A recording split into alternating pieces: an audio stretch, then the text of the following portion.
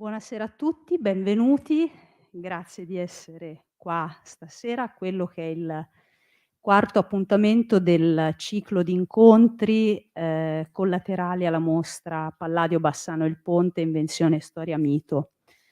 La nostra relatrice di stasera è Damiana Lucia Paternò, è, funzionaria della soprintendenza, di Padova, ma innanzitutto, dopo essersi laureata in architettura allo IUAB di Venezia, ha conseguito un dottorato di ricerca in conservazione dei beni architettonici al Politecnico di Milano nel 2013. È stata assegnista di ricerca presso lo IUAV e attualmente anche docente a contratto. Dal 2011 collabora anche con il CISA, il Centro Internazionale di Studi di Architettura Andrea Palladio di Vicenza, con il quale appunto lavora all'organizzazione di seminari, di mostre e appunto alla redazione di studi e di approfondimenti. È autrice di numerosi saggi, articoli, ha scritto, anche nel libro che accompagna la mostra, ma soprattutto a lei e ad altre colleghe della Soprintendenza di Verona si devono fondamentali ricerche, legate anche al percorso che ha accompagnato il lungo restauro, l'ultimo lungo restauro del Ponte di Bassano, fondamentali ricerche che poi sono confluite in questa mostra e che ci hanno permesso di fare di questa mostra un appuntamento di significativo aggiornamento sulla conoscenza e sugli studi del ponte di Bassano, del ponte vecchio di Bassano. Ehm, Infine aggiungo che, è una studiosa, una specialista di Palladio in particolare, quindi è senz'altro una relatrice molto autorevole, che ha pubblicato anche una monografia che si intitola "Palladio nel tempo: trasformazioni, autenticità, mito tra '800 e '900". Damiana Lucia Paternò ha, approfondito, per la mostra il tema che in qualche modo oggi verrà ulteriormente ampliato, in questo incontro, su quelli che sono i passaggi fondamentali tra, quelli che abbiamo chiamato i 3 ponti di Bassano, perché Bassano non ha senz'altro un ponte, ma ha anche tanti ponti che sono, tanti quante sono le ricostruzioni che sono state necessarie in virtù della fragilità, del materiale con cui è realizzato. Partendo da questa considerazione, ovviamente questa considerazione è stata anche alla base del lungo lavoro di studio e di accompagnamento nelle scelte che hanno guidato, il restauro, che è stato un restauro molto difficile, molto complesso e anche molto dibattuto. Ma io credo che con questo intervento, la nostra relatrice ci illustrerà anche qual è la ratio, quali sono le motivazioni che hanno magari portato a delle scelte e che sono assolutamente da cercare e da trovare in una attenta e filologica analisi e ricostruzione di quelle che sono state tutte le fasi, di morte e di continua rinascita di questo importante monumento. Io a questo punto non rubo altro tempo alla nostra relatrice, vi ricordo il prossimo appuntamento che chiude il ciclo di incontri, che si terrà non di giovedì questa volta, ma di mercoledì 29 settembre, l'ultimo incontro in cui il professor Fernando Rigon ci parlerà di quando Palladio parla latino. Ricordo anche i venerdì di storia per chi fosse interessato, ma trovate naturalmente tutte le informazioni nei materiali che abbiamo distribuito in sala e lascio la parola alla nostra relatrice.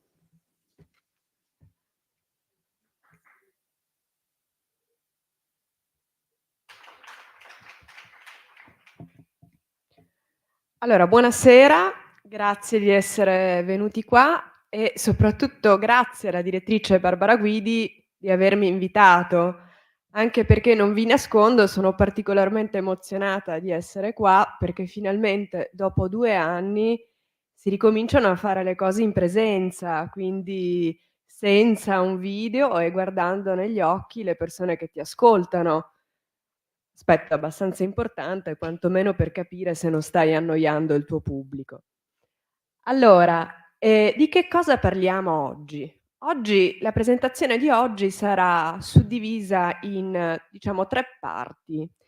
La prima è un'introduzione, diciamo metodologica che apre ai problemi di studio di Andrea Palladio e al fatto che con Palladio ci troviamo molte volte a doverci orientare tra documenti che sono molto, profondamente diversi tra di loro, alcuni dei quali, se si guardano in maniera sbagliata, semplicemente mentono.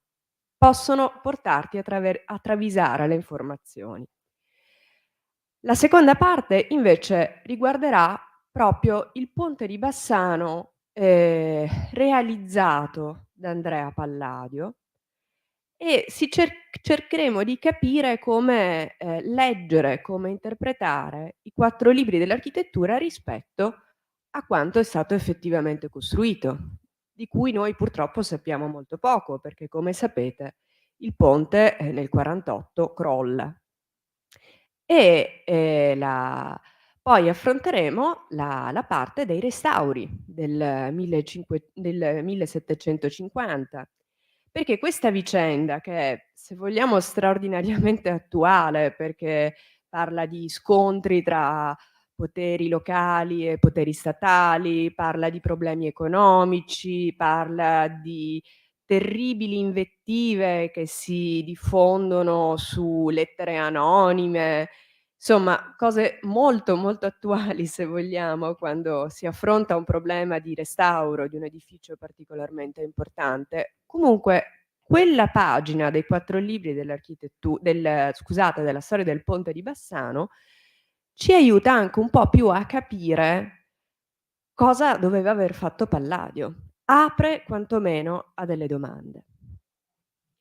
Ecco, quindi l'obiettivo di questa presentazione di oggi non è assolutamente quello di dare delle risposte, ma quello di aprire nuove domande e soprattutto aprire nuove prospettive con cui guardare questo monumento che è veramente un monumento straordinario.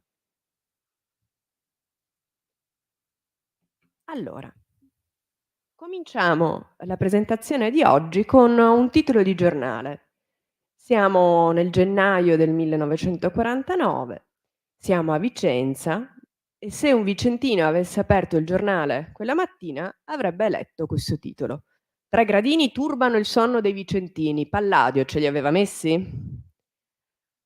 Allora, la vicenda è abbastanza interessante perché, spiega diciamo illustra uno dei problemi che si è spesso verificato nel restaurare ed intervenire sull'opera palladiana. Allora, dovete sapere che fino al 1950 la Basilica Palladiana era come è rappresentata alle mie spalle. Non so se notate qualcosa di diverso, ma la differenza è il fatto che non ha gradini.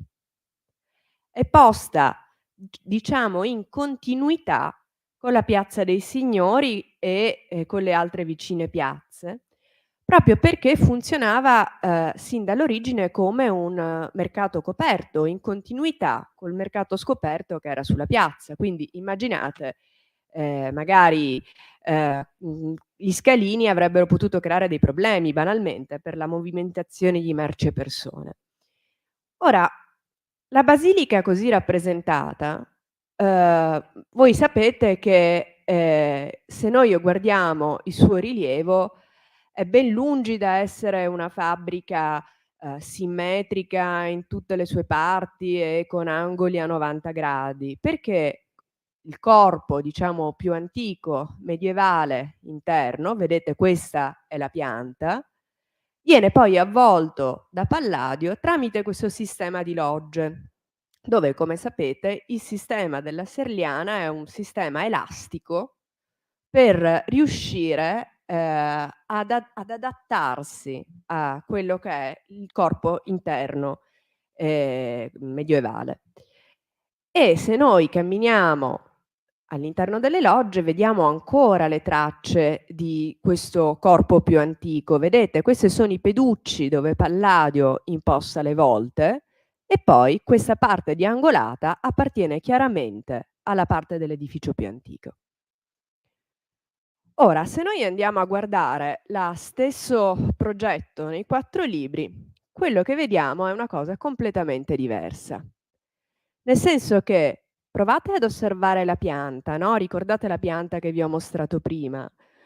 Non è, rappresentato un mercato coperto com'era nella realtà, ma un vero e proprio tempio, quindi con una grande sala centrale al piano terra e con dei gradini alla base, uno stilobate composto appunto da 3 gradini. E allora qual era il progetto vero?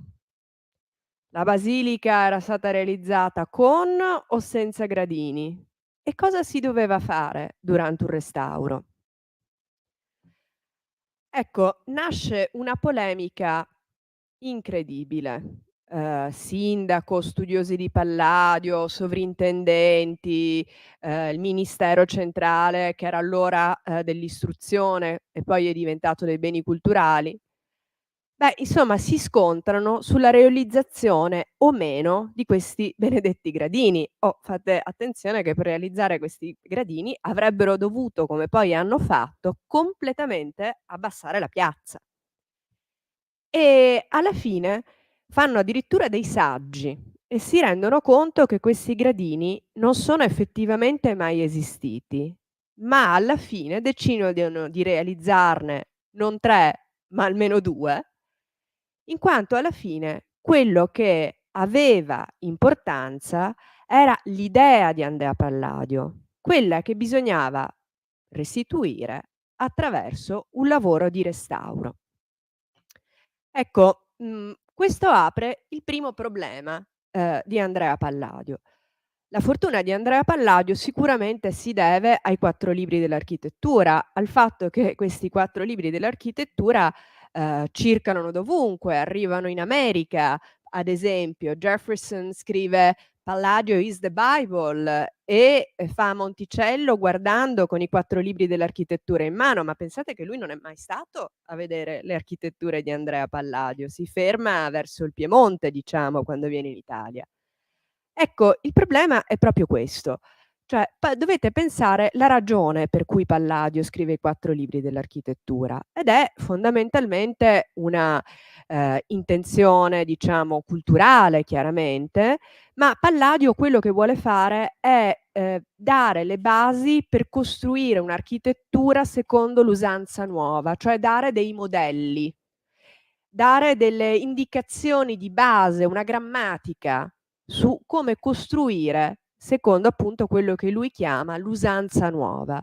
Ma per fare questo, se voi dovete scrivere una grammatica di una nuova architettura utilizzando i vostri progetti, è ovvio che i vostri progetti li rivedete, li correggete, proprio in funzione del fatto che devono diventare dei modelli per altri. Quindi si astraggono da tutti quelli che sono i problemi che poi per esempio sono stati legati alla costruzione, per cui com'era fatto il sito, com'era fatto il cantiere, le questioni economiche, cioè Palladio che scrive i 4 libri, che pubblica i 4 libri dell'architettura alla fine della sua vita, dovete immaginare che questa opera è una sorta di revisione critica di tutto il suo operato con la logica di fornire dei modelli. Poi i 4 libri le immagini dei 4 libri vanno anche interpretate in funzione di quello che era il ductus dell'autore, ma di quelle che erano anche le tecniche di stampa, di allora, di quello che era il progetto grafico generale, lo spazio della pagina a disposizione.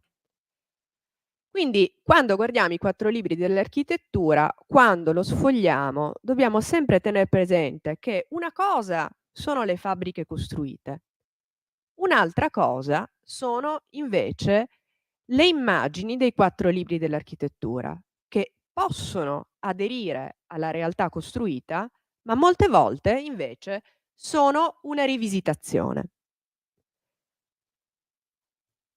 Ecco, un'altra cosa che dobbiamo, tenere in conto quando leggiamo Palladio, diciamo nella storia, leggiamo gli edifici, come si sono trasformati nella storia, è il modo in cui è stato interpretato Palladio nel tempo.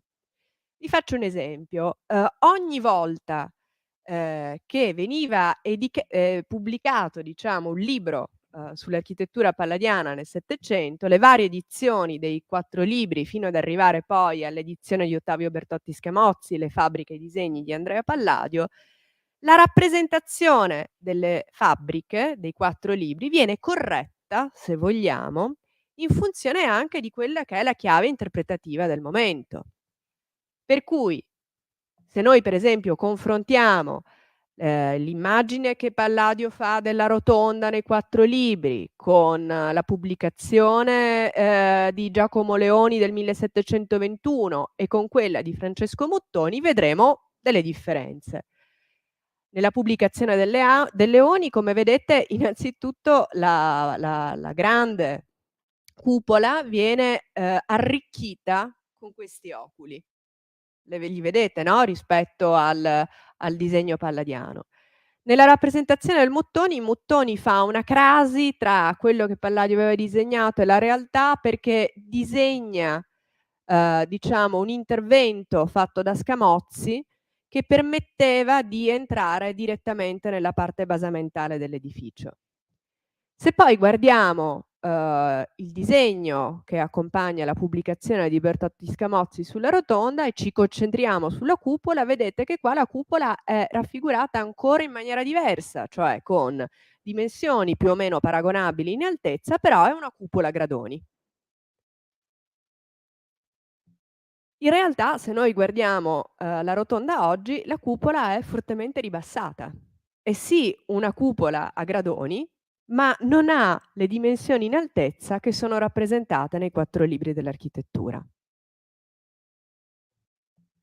Quindi questo per rendervi conto come farvi rendere conto, diciamo banalmente, come oltre al problema della fabbrica costruita e della fabbrica rappresentata, c'è anche poi il problema di come Palladio è stato interpretato nel tempo.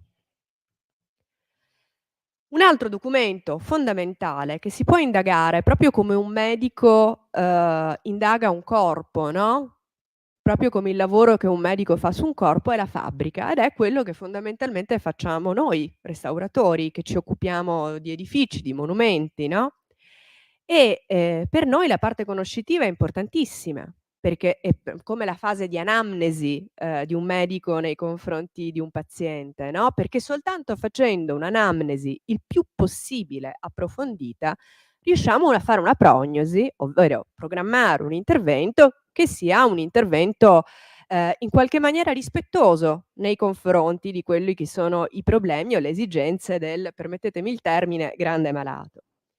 E ci sono vere e proprie tecniche, in questa parte conoscitiva, no, pensate che per esempio attraverso l'analisi stratigrafica, il rilievo stratigrafico, noi, che è una tecnica che abbiamo, mutuato diciamo dall'esperienza degli archeologi, ecco, noi possiamo leggere le murature di un edificio proprio come se fossero un libro. E allora riusciamo fondamentalmente a capire cosa è venuto prima e cosa è venuto dopo. Interpolando le informazioni che abbiamo direttamente dalla fabbrica con quelle che poi sono le fonti iconografiche, le fonti archivistiche, le fonti edite, più o meno si dovrebbe riuscire ad avere un'idea di qual è stata la vita di quell'edificio in 500 anni. Quali sono state le trasformazioni che ha seguito. Ecco, questo è per dirvi che noi, che ci occupiamo di restauro, per noi è importante partire soprattutto dal malato, da quello da ascoltarlo, guardarlo, toccarlo, studiarlo. E quindi cosa succede quando in realtà questo malato o questo diciamo il paziente non c'è più, come nel caso del ponte di Bassano. E come dobbiamo interpretarlo? Come si deve studiare? Rinunciamo o diciamo cerchiamo di trovare altri documenti che possano essere visti in maniera diversa? Ecco allora Arriviamo alla seconda parte di questa lezione, anzi di questo dialogo direi, scusate, non è improprio chiamarla lezione, che riguarda proprio il ponte di Bassano rappresentato da Palladio e voluto da Palladio. Vi faccio una premessa: qua non si stanno cercando di dare delle risposte, ma si sta cercando di aprire a delle domande, che poi diverranno possibilmente possibilità di dibattito. Per esempio l'altro giorno ho avuto una telefonata interessantissima col dottor Rigon, dove ci confrontavamo proprio su un aspetto e un'interpretazione dei 4 libri dell'architettura. Ma è anche questo il bello della ricerca, perché molte volte significa rapportarsi con persone che portano un punto di vista diverso. La ricerca è un'attività plurale. Allora, come voi sapete benissimo, quello che noi oggi vediamo è il risultato di una serie di ricostruzioni e restauri, molto, molto profonde, no, soltanto nell'ultimo secolo pensate alla distruzione, durante la guerra, all'alluvione e poi a quello che è stato gli interventi degli anni '90 e infine l'ultimo restauro. Ecco, diciamo che se adesso volessimo un po' capire cos'era il ponte di Palladio, voluto da Palladio, inevitabilmente dovremmo partire dalle pagine dei 4 libri dell'architettura. Ma non solo sulla descrizione del ponte in sé, quanto diciamo ampliando un po' più la lettura alla parte che Palladio dedica alla descrizione dei ponti lignei. Come al solito Palladio cosa fa? E anche in questa è la portata innovativa del suo trattato, usa come riferimenti non le architetture di altri, ma le proprie architetture e le proprie invenzioni.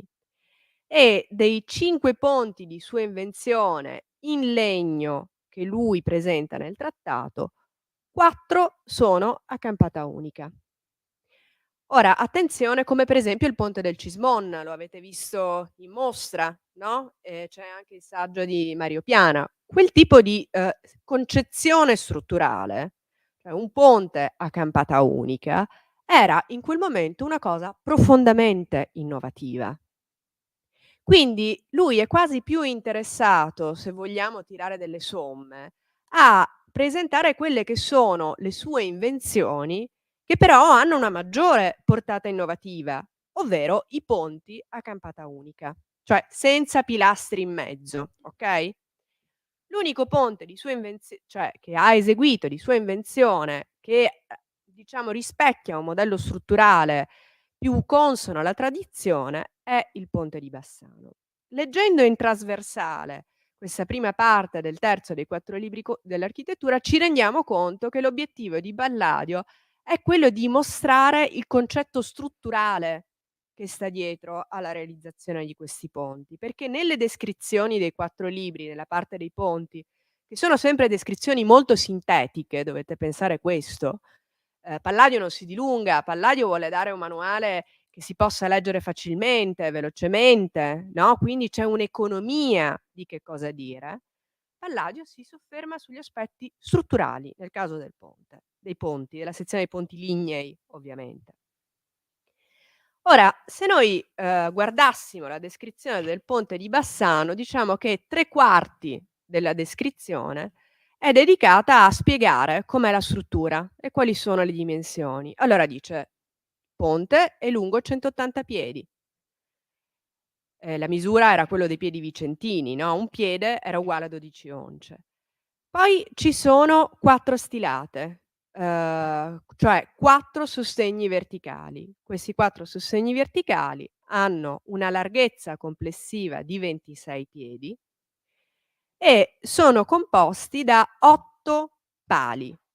8 pali che hanno di sezione una sezione quadrata pari a 1 piede e mezzo per 1 piede e mezzo. Diciamo che Palladio spiega, tutta, la struttura diciamo e banalmente dice che com'è fatta. È fatta da, dei grandi rostri alla base, che sono questi che vedete, triangolari, che hanno il compito, da una parte sono come delle punte delle teste d'ariete che hanno il compito, quando ci sono le brentane, appunto di difendere il ponte, come un'armatura di un cavaliere medievale. Dall'altra questi speroni, immaginate il flusso della corrente in questo punto, hanno l'azione di puntone, cioè hanno l'azione di un elemento che serve a, diciamo, reagire alla spinta orizzontale che dà l'acqua del fiume, all'azione orizzontale, no, sopra questi speroni ci sono questi 8 pilastri che, arrivato un certo punto, arrivato a una certa quota, presentano fungono da supporto a questi elementi. Questi elementi sono delle si chiamerebbero saette, sono anche questi dei puntoni, che hanno il compito di fare da rompitratta a quella che è, la trave che va da campata a campata. Cioè, per spiegarla in parole semplici, perché non immagino che forse non tutti siete architetti o ingegneri, questa trave, se realizzata, che definisce una campata, sarebbe stata una trave con una sezione troppo piccola, si sarebbe inflessa in maniera notevole o addirittura rotta, se sotto non avesse avuto questi 2 supporti, che quindi dividono la luce della trave in 3 parti uguali. Spero di essere stata chiara, è abbastanza intuitivo, no, e ovviamente queste saette sono poi serrate nel mezzo da questa controtrave, che serve appunto ad aumentare la sezione resistente nel punto, diciamo, di massima inflessione della trave soprastante.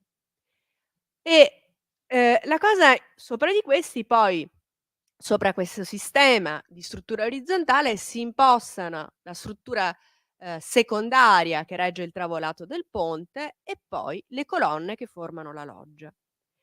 E la cosa interessante è che, rispetto alle altre descrizioni, dove sono incentrate prevalentemente su questioni strutturale, in questo caso, Palladio, fa anche delle considerazioni alla fine, rispetto all'aspetto che questo ponte deve avere.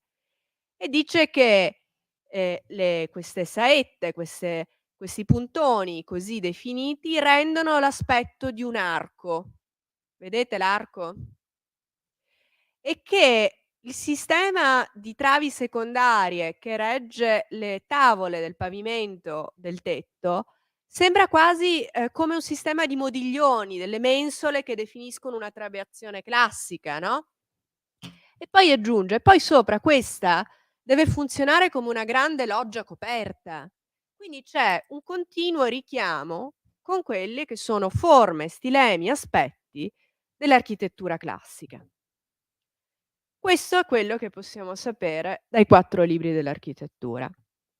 Come vi dicevo, il nostro lavoro è anche un lavoro di interpolazione delle fonti e, ci viene in aiuto per capire come doveva essere questo ponte una scrittura, del 1576 79 scusate, quando quindi già i 4 libri dell'architettura erano stati pubblicati nel 1570, vi ricordo. In questa scrittura, che è, diciamo, una relazione tecnica, che Palladio fa per spiegare alla città di Belluno come deve costruire il suo ponte sul Piave. Quindi qua il suo obiettivo non è quello di presentare un modello, ma è quello, da "ingegnere", tra virgolette, di dire: "Signori miei, il ponte deve essere costruito in questa maniera".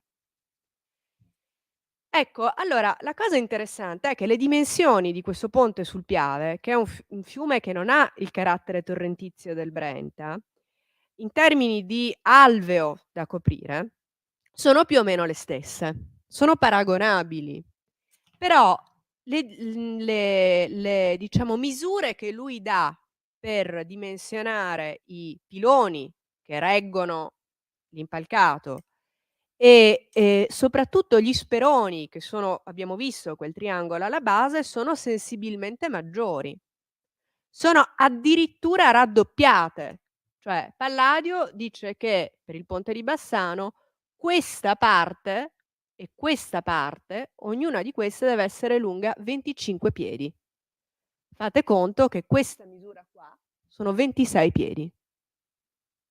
Quindi degli speroni notevolmente più grandi e pensate anche notevolmente più grandi in un fiume che non è torrentizio come quello del Brenta. Quindi qua ci viene qualche dubbio, no, ma perché Palladio in quel caso sovradimensiona così la struttura e nei 4 libri ne rappresenta una chiaramente minore quando le misure sono le stesse?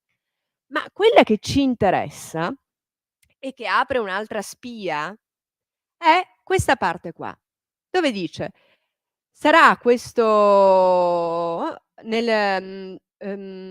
voglio che la parte dentrovia del ponte, cioè la parte interna del ponte, da una parte e dall'altra degli pali, siano tutte investite di tavole di rovere e unite la parte di fuora, di sopra e di sotto de speroni con esso ponte, che così facendo sarà tutta l'opera d'un pezzo solo."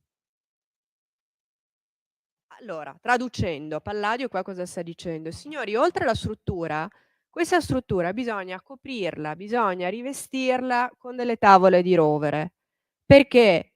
Perché effettivamente ma dappertutto, no, in modo tale che così queste tavole di rovere permettano di resistere meglio all'azione dell'acqua. Pensate che fare un tavolato continuo, fittamente chiodato alla struttura principale, era come introdurre una sorta di piano rigido. Quindi, diciamo, un ausilio che evitasse deformazioni rombiche date dall'azione dell'acqua. Un controventamento, è come quando oggi noi invettiamo, i tiranti diagonali. Pensate che al posto dei tiranti era una piastra, no, ve la sto molto semplificando, se c'è un ingegnere, qua in questo diciamo pubblico non se ne prenda a male, sto cercando di ridurre a semplicità dei discorsi magari un po' più tecnici. Ecco, ma la cosa interessante è che la realizzazione di un tavolato aveva sia una funzione strutturale, ma anche quella di proteggere le strutture principali, no, dall'azione delle intemperie, dall'acqua. Voi pensate che un ponte in legno è qualcosa che viene continuamente manutentato, quindi se al posto di togliere una trave marcia posso evitare che la trave marcisca perché la proteggo, vi rendete conto che poi il mio lavoro di manutenzione è sostituire piuttosto la mantellata lignea che protegge il ponte.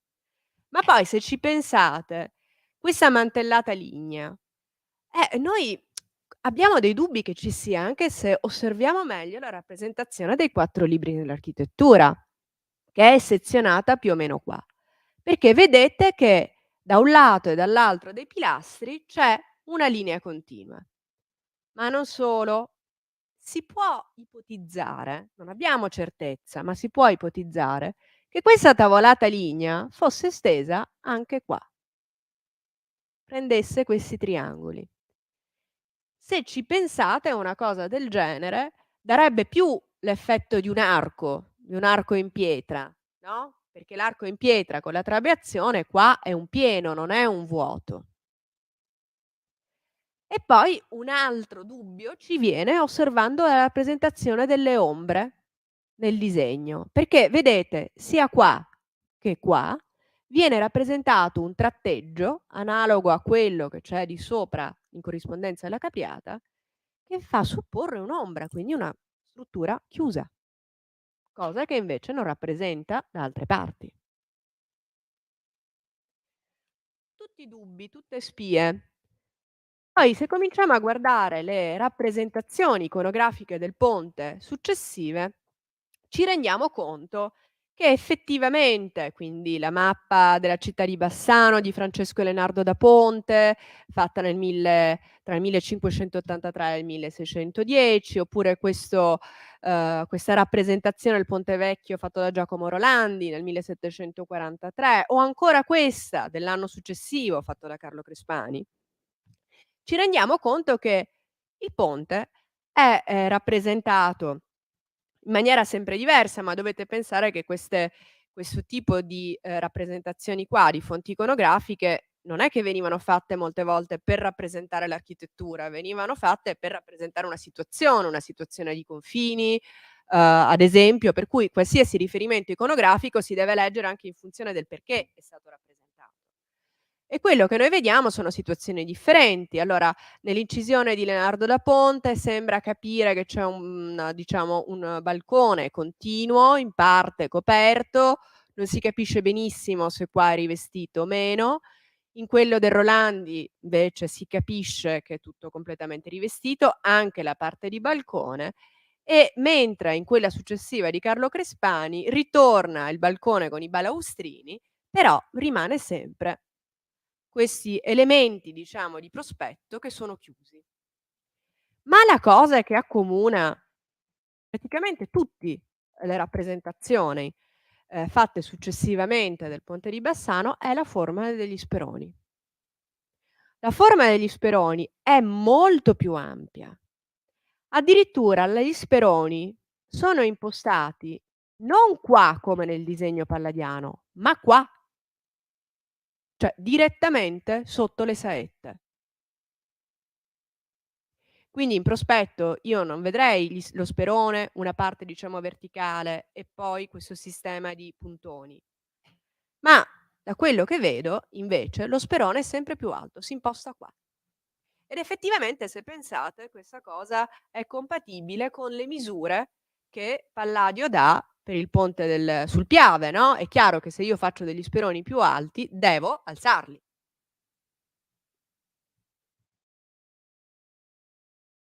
Ecco, arriviamo alle vicende di metà '700.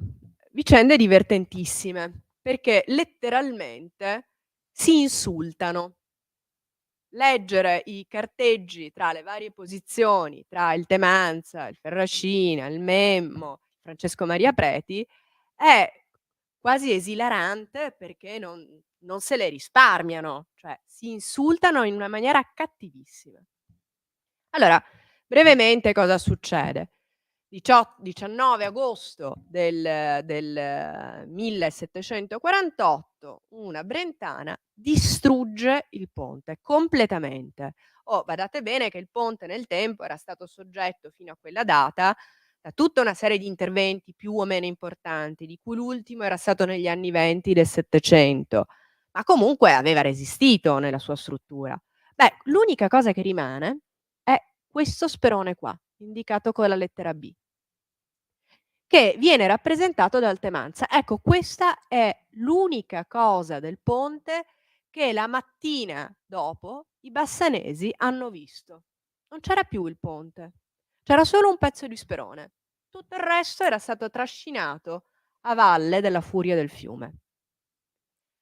Cosa succede? Beh, inizia un momento abbastanza convulso, no, in cui il podestà Contarini di Bassano si mette, in contatto col magistrato, alle acque di Venezia, arriva subito una lettera dei savi ed esecutori alle acque, dove fondamentalmente viene detto: "Il ponte di Bassano deve essere ricostruito secondo il modello". Siamo a fine di agosto del 1749.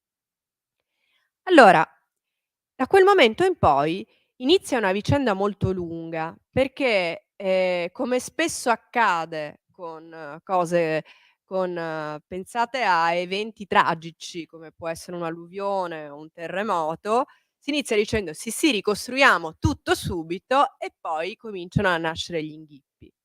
In questo caso gli inghippi quali sono? Beh, sono innanzitutto il fatto che bisogna prima costruire una passerella per permettere comunque il passaggio da un lato all'altro del fiume. Poi, il Senato di Venezia in realtà non si esprime subito e c'è bisogno della delibera del Senato di Venezia. Poi inizia la raccolta degli alberi, del legname, che in parte è recuperato dal fiume, quello che aveva trasportato il fiume, in parte sono legnami che provengono dai boschi della Serenissima, da Asolo, da Marostica, addirittura dall'Arsenale, pensate. Insomma, tutta questa fase prende 1 anno. Pensate che Soltanto il 18 dicembre del 1749, per cui più di un anno dopo, finalmente il Senato delibera dicendo che il ponte di Bassano deve essere ricostruito. Com'era? Dov'era? Altre frase che abbiamo sentito tantissime volte, secondo il modello. Allora, dovete immaginare che la vicenda della ricostruzione del ponte di Bassano ha 2 protagonisti, che non possono essere più diversi. Uno è Tommaso Temanza, che è architetto, ingegnere, intellettuale, antiquario, nonché grandissimo studioso di Palladio. Pensate che la prima biografia "autorizzata" tra virgolette su Palladio esce proprio per mano di Tommaso Temanza. E dall'altra parte invece abbiamo un umile orologiaio di Solagna, Bartolomeo Ferracina.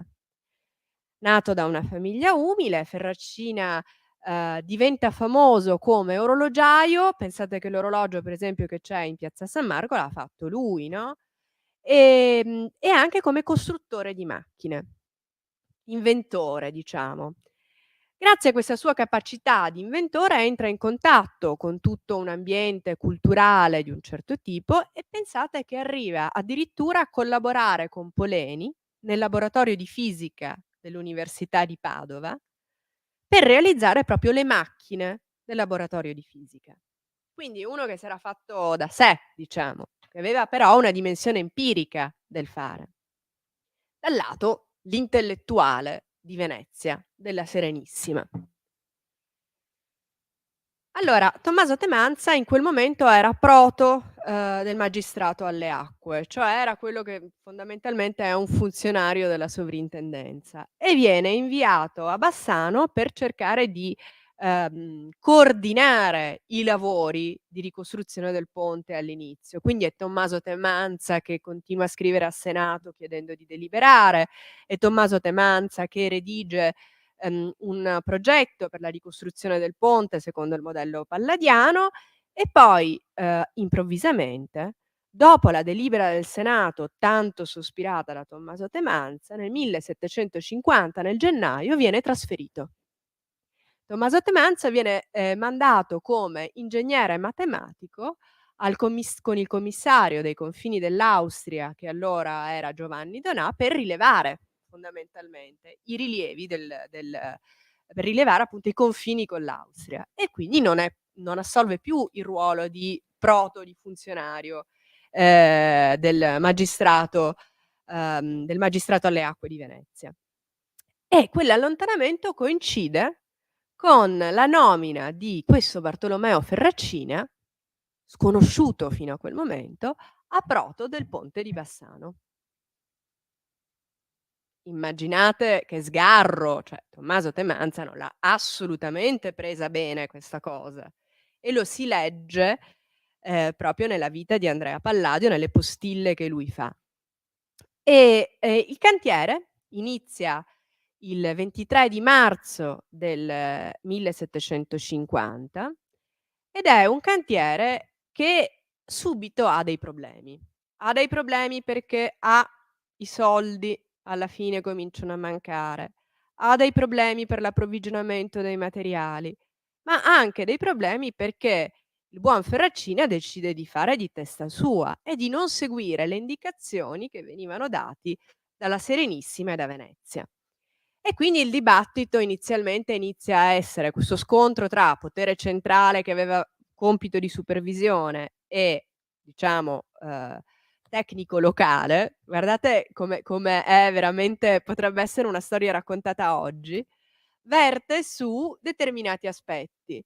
Quindi verte all'inizio per esempio sulla dimensione dei famosi pali che compongono le stilate, perché De Manza allora cosa aveva detto: siccome i pali che abbiamo approvvigionato non consentono di avere le dimensioni di un piede e mezzo indicate da Palladio, la squadratura di questi pali deve essere fatta solo da 2 lati, in modo tale da non diminuire la sezione resistente.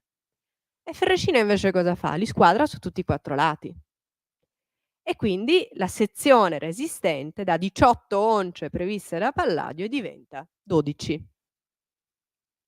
Eh. Ha fatto bene, ha fatto male. Beh, il ponte è stato in piedi fin quando le tru non è stato dato non ha avuto nel 1813 c'è stato il ritiro delle truppe napoleoniche, quindi evidentemente c'aveva ragione Ferracina, poi lo vedremo meglio. Allora a quel punto il magistrato alle acque, capito che, Ferracini aveva già squadrato tutti questi pali indifferente rispetto alle sue istruzioni, dice: "Benissimo, allora i pali da 8 me li fai diventare a 16 per pilone". Ferracina non lo fa.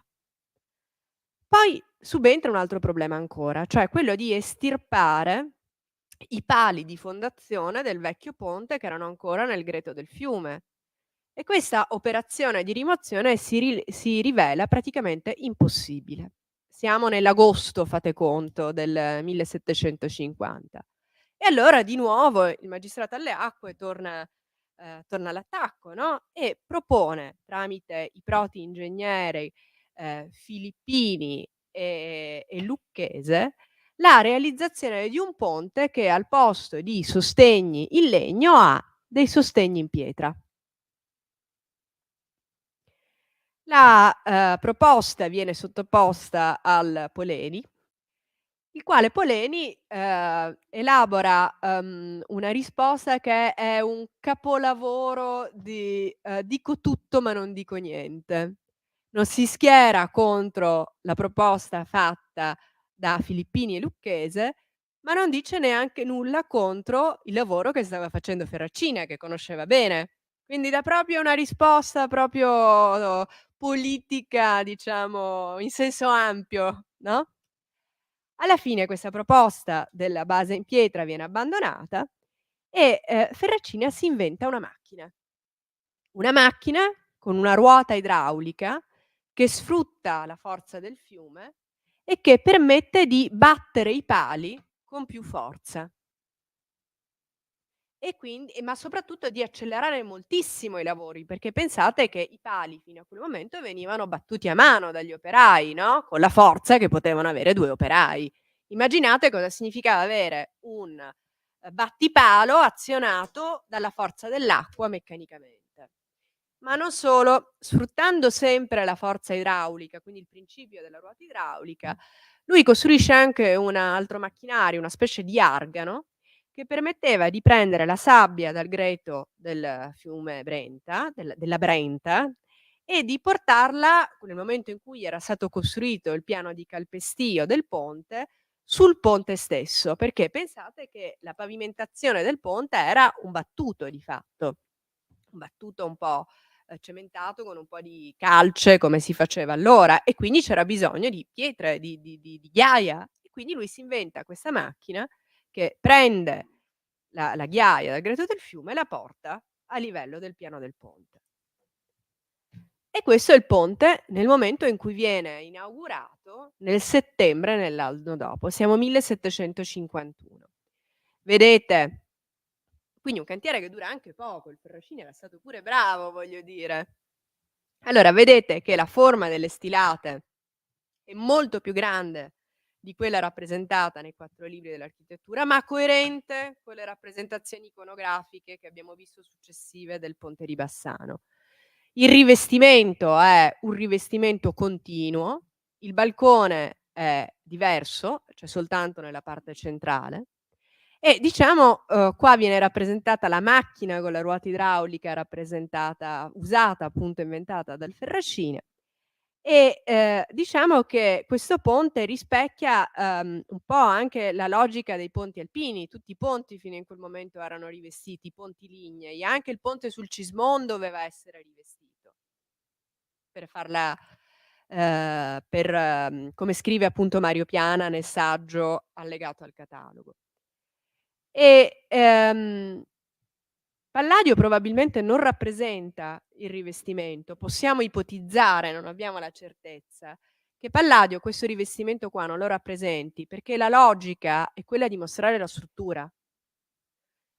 La sua logica nel parlare dei ponti in legno è spiegare come stanno in piedi. Se lui avesse disegnato il tavolato, si sarebbe visto niente della struttura. Insomma, il povero Ferracina non fa tempo a finire il ponte, che esce una lettera anonima, un'accusa incredibile nei confronti del ponte fatto da Ferracina. Sappiamo adesso, grazie alle ricerche, di McReynolds, che, chi si cela dietro a questa lettera anonima è in realtà Francesco Maria Preti, intellettuale, matematico, architetto, antiquario, legato da rapporti di amicizia con Tommaso Temanza, a cui l'anno dopo seguono, delle risposte altrettanto veementi da parte di illustri bassanesi che difendono il loro eroe, che è appunto Bartolomeo Ferracina. Quindi scontro tra, intellettuali, diciamo, appartenenti dentro l'entourage veneziano della Repubblica delle Serenissime e invece una voglia di rappresentazione locale che chiaramente difende il suo eroe.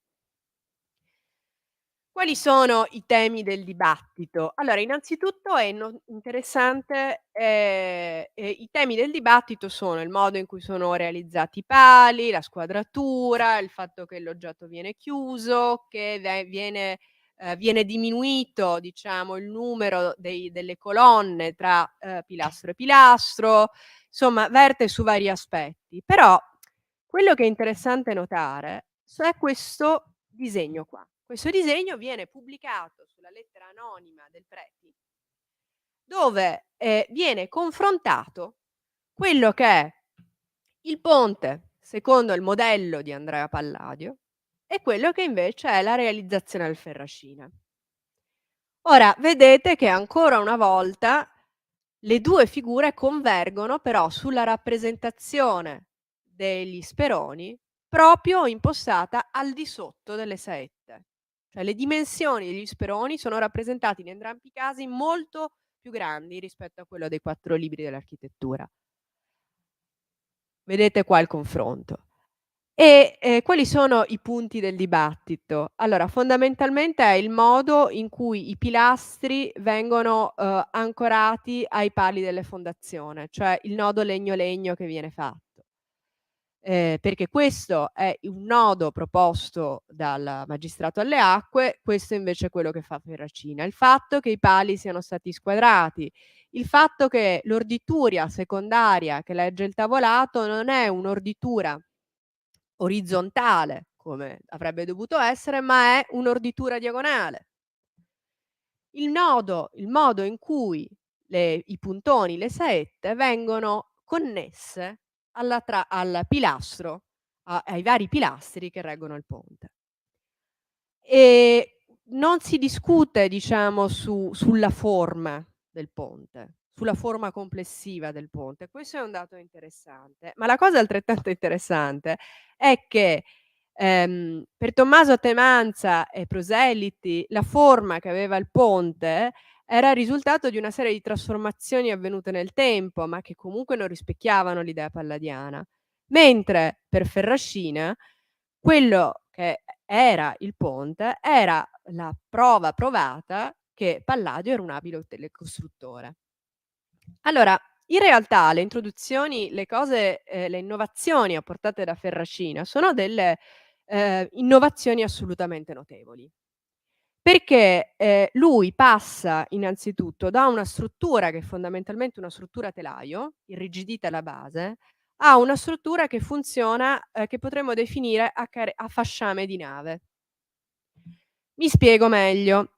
Il fatto che lui scelga di orientare le strutture, diciamo secondarie alla base degli speroni, cioè quelle che ricevono il maggiore sforzo orizzontale, in diagonale, in maniera inversa, cioè da un lato dello sperone in un modo e nell'altro sempre diagonale ma con verso opposto, è come se lui avesse messo dei tiranti, se ci pensate, no, il fatto di avere poi rivestito tutto, chiodato, tavolato, lui ha realizzato di fatto una struttura in grado di rispondere meglio allo sforzo orizzontale dell'acqua, dell'azione dell'acqua, ma soprattutto una struttura che lavora insieme con i pilastri, a fasciame di nave appunto. E questo potrebbe anche spiegare perché, nonostante i pali siano dei pali di sezione molto più sottile, molto più piccola, il fatto di avere questo irrigidimento laterale che funziona come un'unica cosa, è come quando voi sezionate il cartone, quello spesso, no, che vedete tutti gli alveoli all'interno, è un po' la stessa cosa. Dovete pensare che si passa da una struttura pilastro-telaio a una struttura come quella di un cartone sezionato, a fasciame di nave, appunto. Questo giunto, che è il giunto di connessione tra i pali di fondazione e i pali della struttura, in realtà è un giunto, che funziona molto meglio, alla spinta dell'acqua. Immaginate che questo era, diciamo, il palo di fondazione, poi c'era il palo, che era quello di struttura, che era uguale e inverso e saliva su. Il giunto era fatto in questa maniera, okay? Allora, questo cosa significa? Che a pelo d'acqua, che è questo punto qua, l'elemento, di supporto ha una sezione maggiore, per cui resiste meglio alla spinta dell'acqua. Ma non solo, un nodo così permette anche di correggere le inevitabili variazioni che si possono avere alla base, perché non tutti i pali di fondazione venivano infissi, completamente in verticali, alcuni potevano essere un po' stortignacoli. E allora, se avessero utilizzato questo giunto qua, questa diciamo, il fatto che erano storti si sarebbe poi riflesso anche nella struttura. In questa maniera loro riescono a correggere, diciamo, un problema che era un problema di cantiere, legato al fatto, di aver utilizzato anche la macchina, battipali. Poi, un'altra cosa che viene criticata è il modo in cui, viene fatto questo giunto, no, perché chiaramente Ferracina cosa fa? Evita di fare un giunto classico a dente semplice, perché avrebbe ulteriormente diminuito la sezione del pilastro, ma fa un collegamento, diciamo, mettendo una struttura, diciamo, di supporto più, diciamo, articolata rispetto a una semplice trave, ma soprattutto utilizzando dei perni di metallo, grandi quanto un polso, fate conto, che collegano e irrigidiscono la struttura da una parte all'altra del pilastro. Quindi cosa succede? Il Ferracina introduce, alla luce di, una, visione, sicuramente empirica, di una conoscenza empirica, ma, di un modo di concepire la tecnica radicalmente diverso rispetto a quello di Palladio. Nel mezzo c'è stato Galileo, quindi immaginate la rivoluzione scientifica cosa ha portato, un completo cambio di approccio, anche da un punto di vista chiaramente tecnico. Il Ferracina introduce una serie di modifiche che sono in assoluto migliorative rispetto a invece quella che doveva essere, l'idea del ponte palladiano. Quindi alla fine il povero Ferracina, nonostante fosse un orologiaio, c'aveva anche ragione, cioè era riuscito alla fine a costruire questo ponte in di fatto meno di 1 anno. Ecco qua un po' di schemi che vi fanno vedere il confronto tra le 2 immagini. Ci avviamo verso la conclusione di questo intervento, parafrasando, chiedendo, a Sofia Coppola, la regista, parafrasando il suo titolo, Lost in Translation, di un film bellissimo che immagino molti di voi conoscerete. Ecco, allora, c'è un ultimo capitolo di questa storia. Il ponte, di Ferrascina resiste fino al 1813, quando viene dato alle fiamme durante la ritirata napoleonica. Viene chiamato, alla ricostruzione del ponte l'ingegnere Angelo Casarotti da Schio. Ingegnere Angelo Casarotti da Schio, inizia tutta una trafila che è identica a quelle successe col Ferracina, nel senso problemi di soldi, problemi di approvvigionamento del materiale, realizzazione di una passerella secondaria e così via. Però diciamo che la cosa interessante è che, da un punto di vista formale, Casarotti fa una crasi tra la rappresentazione dei 4 libri e quello che era sempre stato il ponte. Per cui la forma degli speroni è quella mutuata dalla tradizione, ma non realizza più il tavolato su questo punto, ma solo sulla parte superiore, a, diciamo, protezione delle teste della struttura dell'impalcato.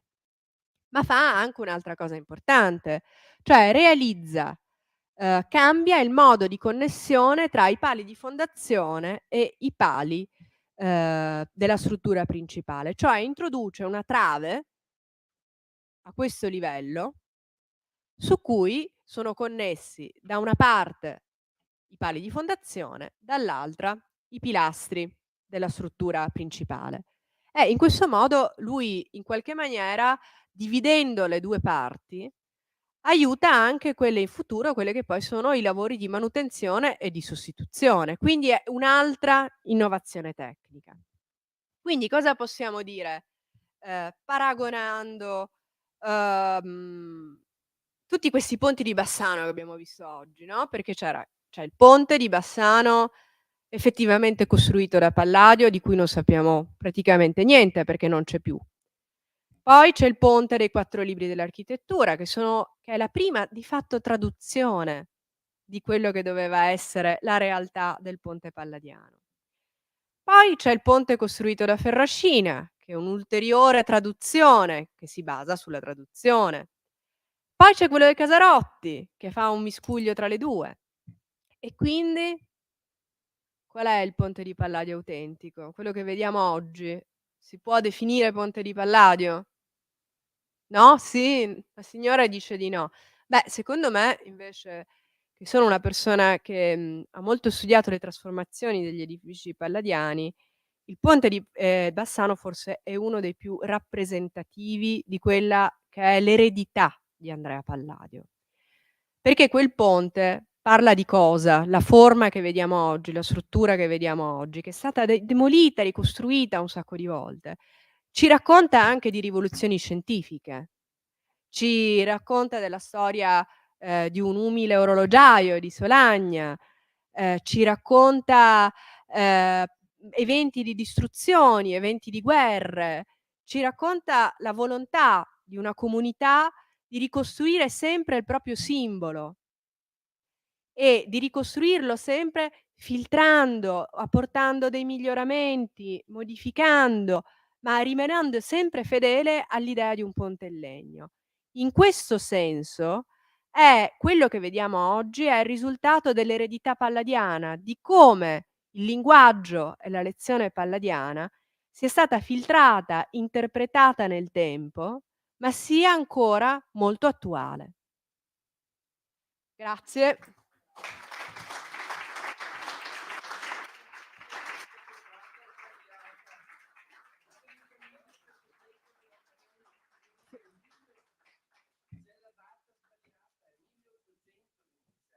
Hai ragione, hai ragione. Scusa, ho fatto la presentazione a luna di notte, è saltata. Sapevo che c'era l'errore, l'avevo rivista 10 volte. È il suo bello, no, se c'è un errore almeno si può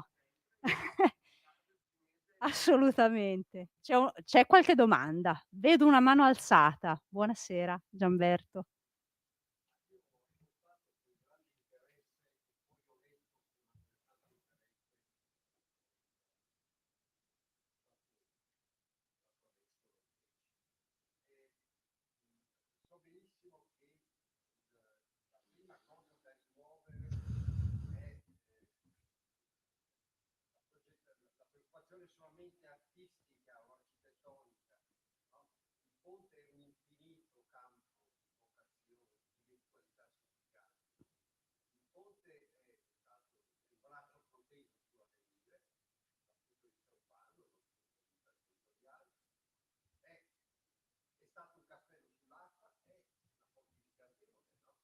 Una strada?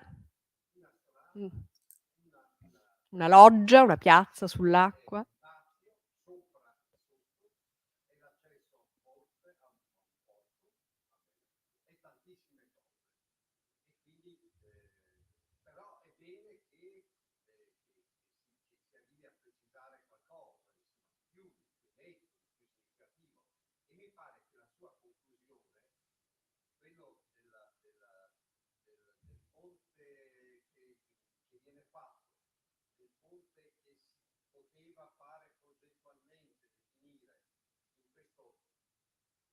felice equivoco, no? Tra ambizione, realtà, volontà, ideazione, fino forse ad arrivare al significato del simbolo, sia un contributo più importante. E, la domanda è questa adesso.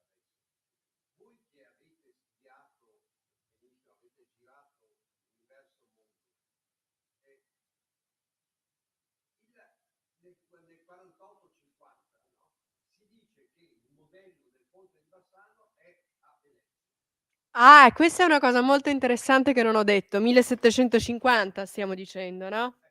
Ora le rispondo. Allora, c'è ancora, è andato scoperto, non si sa.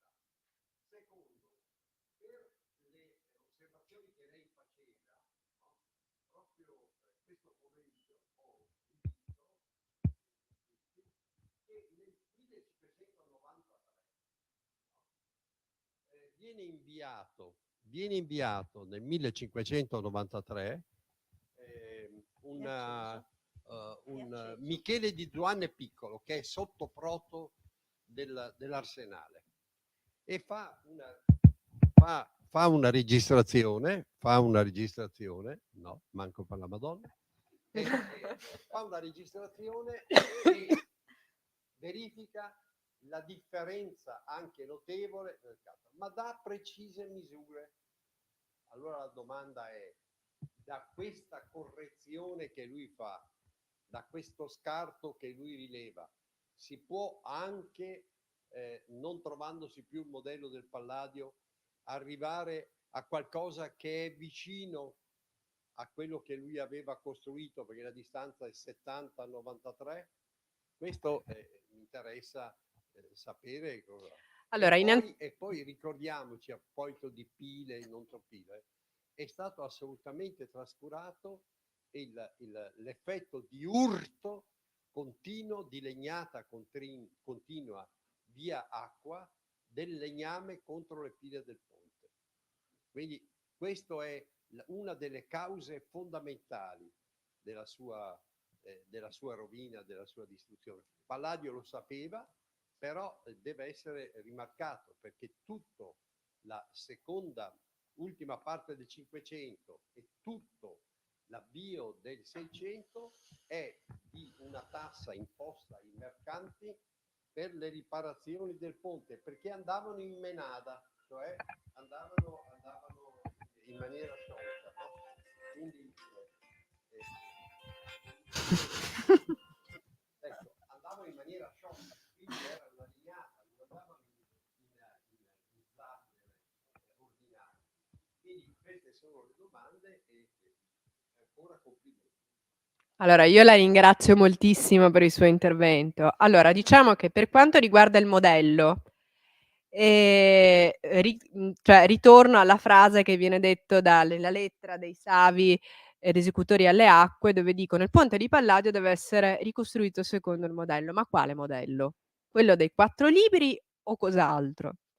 Leggendo il Memmo, che è uno, diciamo, dei difensori massimi di Bartolomeo Ferracina, viene fuori che questo modello in realtà è un modello ligneo che è stato realizzato nel 1726, quando il ponte di Bassano viene soggetto diventa di un intervento di manutenzione molto importante, perché proprio a causa di una brentana, diciamo che tutto il ponte era ruotato, per cui si trattava di rimetterlo in asse. E in quell'occasione i fratelli Mosca realizzano questo modello ligneo, che poi viene inviato al Magistrato alle Acque. Non sappiamo più nulla di dove è finito 'sto modello. Se ci fosse, probabilmente avremmo risolto, non saremmo qua a dibattere sulla questione. Per quanto riguarda invece, no, il modello è successivo a questo lavoro di restauro fatto nel 1726. Non sappiamo che lo fanno i fratelli Mosca, ce lo dice il Memmo. I fratelli Mosca realizzano questo modello, ma poi non sappiamo più che fine fa. ed è probabile che quando i savi ed esecutori alle acque dicono deve essere rifatto secondo il modello, si riferiscono a quello ligneo più che quello dei 4 libri dell'architettura. Quindi questo per rispondere alla sua prima domanda. Per rispondere alla sua seconda domanda, quella fonte là è abbastanza complicata da interpretare da un punto di vista tecnico-costruttivo. Quella del 1592-93. Quando viene fatta, diciamo, un'opera di restauro abbastanza importante. Ne sono state fatte anche prima, per cui dovete immaginare che questo ponte era sempre, sempre, sempre oggetto di manutenzione, di cambiamento, venivano sostituite parti piuttosto che altre. Ed effettivamente in questo documento cosa si rileva? Si rileva che, delle informazioni che, cozzano rispetto al numero di pali, rispetto a quello che invece è il disegno di Palladio. E la cosa interessante è che questa fonte viene usata, sia dai pro Ferracina, sia dai pro Temanza, perché i pro Ferracina dicono: "Vedete? Cioè quello ci dimostra che quello che aveva realizzato Palladio era diverso da quello che è rappresentato nei 4 libri dell'architettura", dove addirittura i pali hanno una dimensione minore rispetto a le misure che Palladio indica nei 4 libri dell'architettura, cioè quelle che vengono rilevate nel 1793 sono minori come misura. Dall'altra parte Temanza e company cosa dicono? Dicono: "Eh no, invece questa è la testimonianza del fatto che il ponte è cambiato nel tempo perché i restauri l'hanno completamente cambiato, per cui non se ne esce". Quel documento là che è, diciamo, trascritto se non sbaglio, ma, non è facilmente identificabile, lo conosco perché è stato trascritto. E adesso scusate non mi ricordo la fonte, ma mi pare sia sempre una fonte settecentesca, durante il dibattito, mi pare che sia il Memmo, ma potrei sbagliarmi.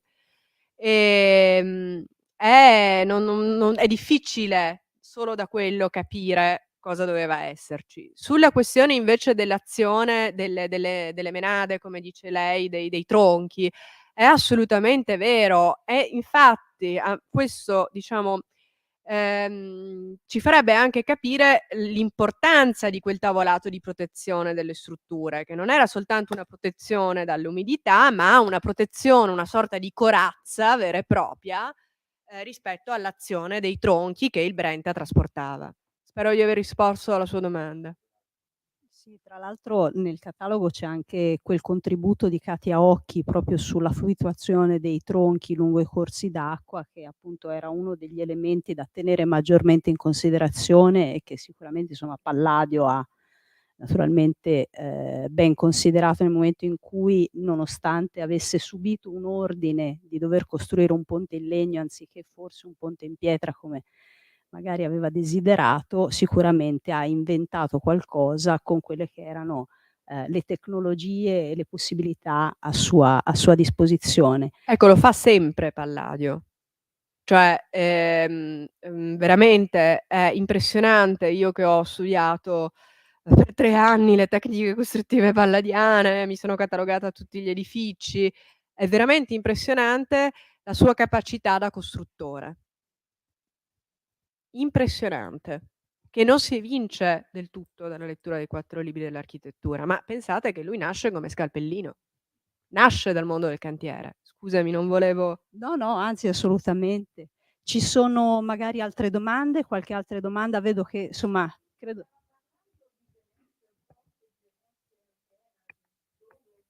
No, il professor Petoello ha citato un modello che doveva trovarsi a Venezia, che è il modello probabilmente a cui fa riferimento, Tommaso Temanza quando appunto e comunque diciamo i saggi Magistrato alle veneziani, Magistrato alle acque, aveva dato di fatto ordine e indicazione che il ponte di Bassano, il ponte di Palladio dovesse essere ricostruito secondo il modello. Ci sono tante parole che vanno giustamente interpretate. Per moltissimo tempo si è ritenuto che la parola "io ho ordinato un ponte a Bassano", che è presente nei 4 libri, fosse quasi una smentita della effettiva, paternità nella costruzione da parte di Palladio, ma in realtà il termine ordinare vuole proprio dire costruire, no? Inventare, piantare. Comunque io citerei un ultimo film a questo punto, dopo Lost in Translation, è To Be John Malkovich, perché tutti questi, no, diversi ponti, a partire naturalmente da quello palladiano, ma sappiamo che il ponte di Bassano esisteva ben prima. Il primo documento che abbiamo messo in mostra, che parla di tassazioni finalizzate al restauro, alla manutenzione di un ponte ligneo, addirittura mi pare risalga al 1239, se non sbaglio. Quindi tutti questi ponti, di cui naturalmente Palladio è il nome più altisonante, per noi insomma motivo di grande orgoglio, si susseguono e si rincorrono uno con l'altro, anche con querelle accesissime, molto divertenti, simili anche a quelle che sono state che hanno acceso, no, il dibattito durante il recente restauro. E piano piano tutti questi ponti, Palladio, Ferracina, Casarotti, gli Alpini, scompaiono, vanno a scomparire, e quello che rimane di fatto è il ponte dei Bassanesi, il simbolo di questa città. Io, se non ci sono altre domande, ecco.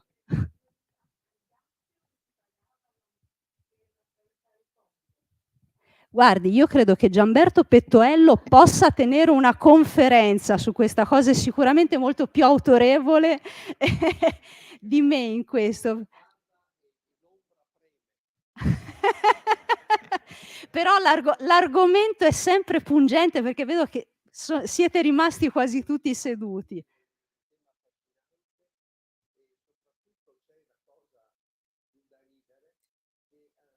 Quando si costruì anche questo ponte qua, ci furono degli investitori bassanesi che anticiparono parecchie migliaia di lire per aver diritto a percepire il Lazio per 5 anni dopo che era stato costruito. Quindi sono cose Va bene. Grazie a tutti e ci vediamo mercoledì 29. Grazie.